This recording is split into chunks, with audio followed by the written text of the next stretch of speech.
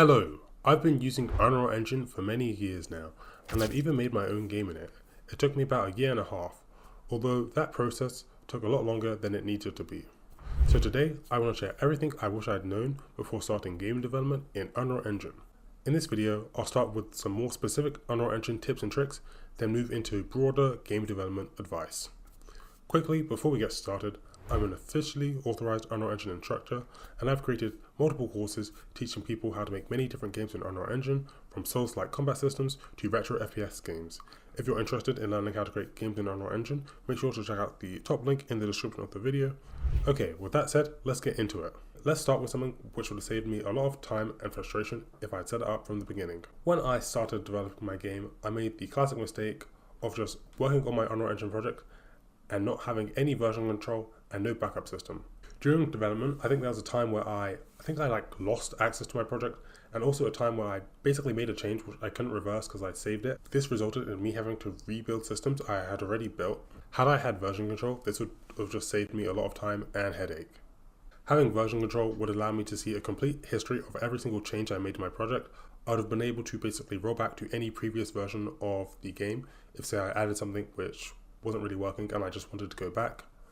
It gives you protection against accidental mistakes, and it kind of also makes it easier if you want to collaborate and work on the project with multiple people, although I just worked on the project by myself. For version control, I recommend using this tool called Diversion.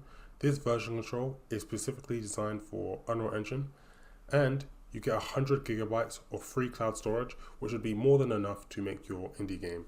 My entire game, Bobo's Fun Zone, which I built with the version control Diversion, was about 30 gigabytes, so you are likely to never hit the limit unless you're working on something insanely big. Then you have to pay, but you get 100 gigabytes completely free. Ages ago, I made a whole video about how to set up version control using Diversion. I'll make sure that video appears somewhere on the screen now if you want to check it out. Trust me, it's worth taking the 10 minutes to set this up, as it can save you a lot of time. Now let's talk about something that's just generally good to do, and I made sure to do this when I was working on my project. Asset management. When you're importing your assets, you need to be careful and organized from day one. Here's why. Your Unreal projects can balloon and get really messy and disorganized. And when you're making your game, you're likely to import and add a bunch of different asset packs from the marketplace. So here is my advice to make it organized. What I normally do is I create a blank Unreal Engine project called Asset Dump. Here I import all of the assets that I'm going to use for my project. Why? Because when you download an asset pack, it often comes with a bunch of files you don't need. Take sound effects, for example. You may find a sound effect pack with thousands of human sound effects, but you only need 20 of them, so you don't want to have all of them in your project. So what I do is, if say I find an asset I want to use, and it's very big, I just import that whole asset pack into my asset dump project. Then I open up that project and I just select the files that I need. Then you can just right click on the files and click migrate, and then you can migrate only the files you need into the project that you're working on. That way your project doesn't have a bunch of unnecessary files. This way your actual game project stays lean with only the assets you're using. No wasted space from files that just sit there unused. Along with this, you also want to establish your folder structure and naming conventions early in your project. It's just generally good to have an organized project and make it easier when you want to just look for specific things. Now let's talk about playtesting and why you need to start earlier than you'd think. There's something called developer blindness. You know your game inside and out, where to click, what to expect, but your players don't know anything. Start testing your game as soon as you have something playable. You'll learn a lot. Controls that feel intuitive to you may not be for everyone else. Players will try things in your game you've never even imagined. That total obvious tutorial you made, maybe it's not so obvious at all. Ideally, to test your game, you can find strangers online, and you can just watch them play your game without helping them. Let me give you a real life example from my game, Bobo's Fun Zone. For some reason, I set the inventory key to be Q. Don't ask me why. It made sense at the time.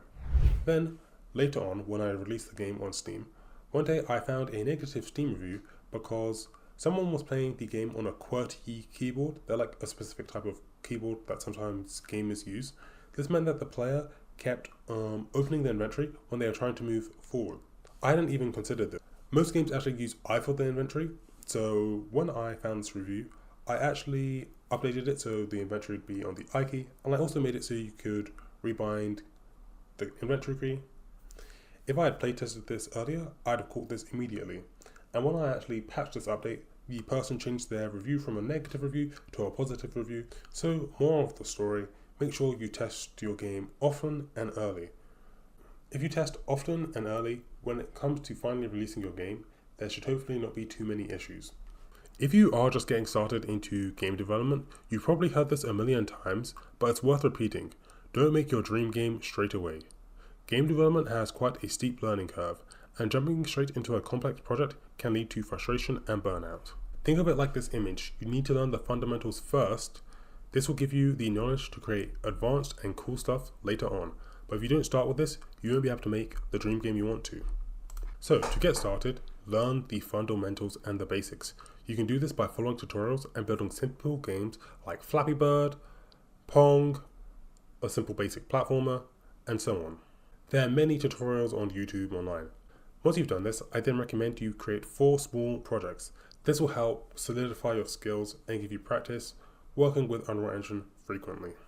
Working on a game is a big task, and how do developers accomplish huge tasks? They break them down into tiny actionable steps. Here's how you can do it. Use tools like Trello, Notion, or even a simple Word doc. That's what I did. When I was making my game, I listed out everything that I wanted to have in this Word document and all the features I'd need to add. So for example, I knew I wanted to have a dynamic footstep system. So if say you were walking on a carpet surface in my game, it would kind of play the relevant sound effect. If you were walking on a wooden sound effect, it would play the relevant sound effect. So I'd basically write this. So I wrote, add a dynamic footstep system in my game. You want to write down all the features that you have in your game, and you want to be specific when you're writing down these tasks. You don't want to leave it vague because that makes it harder to do. Okay, when working on your game, I actually heard this concept and I really like it. You want to avoid 0 days. Work on your project every day, even if it's for 30 minutes. Consistency compounds. You want to think of it like the hare and the tortoise. I think it's better to basically make small progress every day than to kind of work on your game in sprints. To work on this, I think it's good to schedule dev time. Maybe you say every hour in the morning or every hour after school or work, I will spend 1 hour or 30 minutes working on my game. Also, just a side note, if you're obviously overwhelmed, take breaks. I think sustainability matters more than grinding yourself down, but I think consistency is important, and if you are feeling well and fine, just dedicate yourself to working on your game a bit every day. If you're a new developer, you might be thinking buying assets will help you speed up your development, but take that idea with a grain of salt. You'll likely end up with a project full of random files you don't understand, clashing code styles, and no idea how to fix things if they break. That's why I said earlier, learn the fundamentals first. Once you have a solid foundation of this, it then makes sense to add assets to your project as you'll have a better understanding. Your first game will likely not be that good, and that's okay.